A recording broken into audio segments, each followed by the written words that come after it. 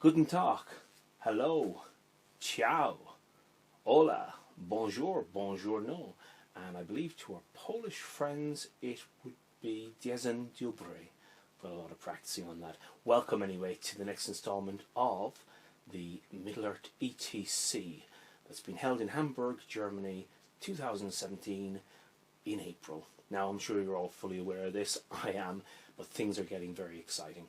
We have 53 people signed up. Now we did have a few little issues straight after Christmas, the need to get the information in and the payments in. It meant that a couple of countries were finding it slightly difficult. Congratulations to a few people out there who were expecting babies. Best of luck to those who were actually doing exams, etc. But that will give you an indication of how some of the countries perhaps were struggling to get full teams ready. It's not the end yet, it's not the end. So came up with an idea that we might actually open it up to a second team, and oh, it just exploded. We have 2 teams coming from Germany, Italy, Spain, France, Poland, just to name a few. Presently I think the English team is sorting out a second team as well, so keeping an eye out on Owen and Sam for that, Sam Jeffries. We have 7 more people to sign up for the registration aspect of the T3 to complete all the 15 teams that have already signed up. So for instance, Germany's team 1 is fully signed up.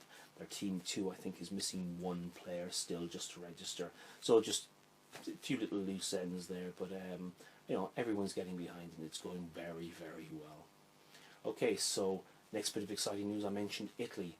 They just finished their qualifier there on Sunday, yesterday, same day as the English had their Preston opener. And Italy now has got 2 confirmed teams coming, and so that's looking fantastic. Got a few other little bits and pieces just want to cover. So in reality, that should give us approximately 68 people minimum going to the event at present, and that's brilliant. That's brilliant. So my hat off to everyone who's put a lot of effort in to get their teams, their countries, everything sorted out. And especially my hat off to both Steve and to both Tim, the German hosts, who are actually hosting the event. They've put a lot of work in, and really, really appreciate all of that. And yeah, we're going to Hamburg. So the venue, I've put up photographs of the venue, you've seen that. It's a fantastic conference multiplex, of which we're having one massive large room with its own car parking facilities, but more of those details will come out later on. Our sponsors, Urban Mats, they're supplying us with all the mats, and they're also going to supply us with a little bit of scenery that we're going to try and get on some of the tables, and that's good. Now all of these mats are at a very, very good discounted rate. Now this isn't, well, I suppose this is a sales pitch, isn't it? Urban Mats basically are sponsoring us this year and hoping that we will sell the mats at their event.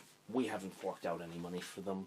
They're giving them to us off their own back. They're paying for the postage, and if we can get, if we can sell these mats so that they don't have to be returned, that's brilliant. And Urban Mats are top-end quality mats, €35 a mat. But anyway, let's cover that later on. Let's just crack on to the more important stuff. We made a decision.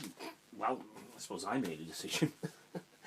I had a chat with Dan, and we had a bit of a chinwag, and we thought, yes, we will allow the coaches, so each team is able to bring 1 coach with them. The role of the coach is only going to be during the break time between each game. Under no circumstances will the coaches be allowed to interact with their players during game time. We just, personally, I just feel that it's better that way. You won't get a coach giving hints and tips on 4 adjacent tables and their opponents feeling a bit, you know, put out by this. So what's the role of the coaches in between game or during games? Well, during games, they're going to be TOs. They're going to be referees, and they're going to referee other tables that aren't effective to their own team. So, looking forward to that. We've got myself, we've got Dan, we've got Steve, we've got Tim, and we've got Adam Sokal from the Polish team.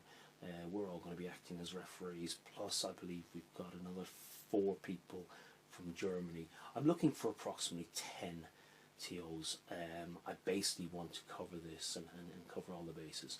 Had a chat with Dan Entwistle. We sat down, we started making up a TO's rules pack, just so that we're all on the same level playing field, and that's kind of exciting. So what's for the future? Well, the future lies in me sitting down and trying to work out scenery. The Germans have a vast amount of scenery, and we're getting a list compiled together of exactly what might be available, and on that I'm then going to sit down and create maps of the tables, because the plan is that we will have a team on 4 tables, and all the tables will be the exact same. There won't be any thematic tables, unfortunately, because I do feel that though they are beautiful to see, they can incur unrealistic penalties, especially at this level when you're dealing with a team event. So, I mean, these are open to suggestions in the future, and perhaps in future events we may look at different thematic aspects. But 4 tables will be the same. The next 4 tables adjacent to that will be the same, but differ, perhaps. I'm hoping for maybe a towned tables. I'm looking for open gladian fields, looking for bits and pieces, but we'll get it sorted. But by the side of the table there will be a map indicating exactly the dimensions of where each piece of scenery is and what each piece of scenery represents, so it comes down less to the players trying to organise amongst themselves what the scenery should be or could be. It'll all be laid out, very, very simple. Another couple of changes I made after going to Stirlingshire and having a chat with a lot of the players up there, both international and national, as in the English players and the Scots, had a few Italians there as well. We sat down and we discussed the pairing process, and it was brought to my attention that my initial idea for pairing may not have been the best. So, a bit of a change there. So the new change now is going to be, you have